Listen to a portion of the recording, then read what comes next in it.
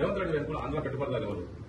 ఇక మీకు 1, 2, 3, 4, 5, 6, 20 మంది ఉన్నారు.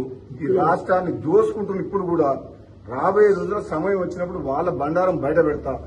ఏది ఏమైనా తెలంగాణ రాష్ట్ర సంపద లూటీ విషయంలో గాని, కాంట్రాక్టుల విషయంలో గాని, భూముల విషయంలో గాని, ఇసుక మాఫియా విషయంలో గాని, ఏ విషయంలో సరే తెలంగాణ ప్రాంతానికి ప్రజలకు అన్యాయం చేసే పని ఎవరు చేసినా బహిరంగంగా మాట్లాడతా. వాళ్ళని ఉద్దేశించి చులకనగా అవమానకరంగా మాట్లాడితే బాధ అనిపించి ఇది మంచి పద్ధతి కాదు అని చెప్పేసి నేను ట్వీట్ చేయడం జరిగింది. వీళ్ళకి మద్దతుగా నా మద్దతు ఎప్పుడు కొనసాగుతుంది. నేను ఏదైతే ట్వీట్ పెట్టినో వాళ్ళకు మద్దతుగా సమాజంలో ప్రజల పక్షాన పనిచేస్తున్న వాళ్లకు తెలంగాణ ఉద్యమ సమయంలో చేసిన వాళ్ళ కృషిని అభినందిస్తూ వాళ్ళకు బాసటగా నిలవాలని చెప్పి గత 2 రోజుల క్రితం ఒక ట్వీట్ చేయడం జరిగింది. డిజిటల్ మీడియా సోదరులందరినీ కూడా గౌరవించుకోవాలి తప్పితే అవమానించడము సబబు కాదు అని చెప్పేసి నా అభిప్రాయాన్ని నిస్సందేహంగా, నిర్మోహమాటంగా, నిర్భయంగా ట్వీట్ ద్వారా తెలియజేయడం జరిగింది.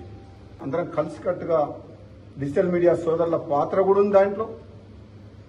అందరం కలిసి ఈరోజు ప్రభుత్వాన్ని ఏర్పాటు చేసుకున్నాం. ఇటువంటి తరుణంలో పదవుల కోసం, ప్రజల కోసం, ప్రాంతం కోసం ఎంత దూరమైనా చేస్తాం, ఎంత త్యాగమైనా చేస్తాం, ఎంత పోరాటమైనా చేస్తాం. తెలంగాణ సమాజానికి అండగా ఉండాలి, బడుగు బలహీన వర్గాలకు అండగా ఉండాలి, పేద ప్రజలకు అండగా ఉండాలనే ఒక లక్ష్యంతో రాజకీయాల్లో ఉన్న నాటువంటి వ్యక్తిని కొంతమంది వ్యక్తులు మంత్రి పదవి రాలేదని అందుకనే మాట్లాడుతున్నారని చెప్పేసి అంటున్నారు. నాయకులు అధిష్టానం హామీ మేరకు నేను మళ్ళీ కాంగ్రెస్ పార్టీలోకి వచ్చి పోరాటం చేస్తున్నా. నిజంగా అది అధిష్టానం తీసుకున్న నిర్ణయం. అధిష్టానం పిలుపు మేరకే నేను మళ్ళీ కాంగ్రెస్లోకి వచ్చిన.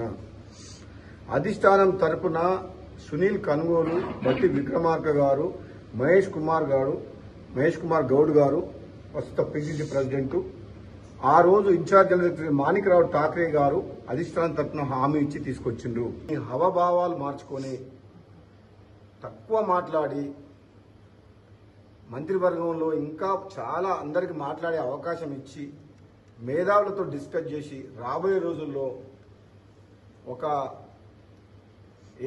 మంచి ప్రశాంతమైన వాతావరణంలో, అంటే దాన్ని ఏమంటారంటే ఒక కూల్ మైండ్ తోటి, ఆవేశం అక్కర్లేదు. ఇంకా 3.5 ఏళ్ల గవర్నమెంట్ ఉంది, ముఖ్యమంత్రి మీరే ఉంటారు.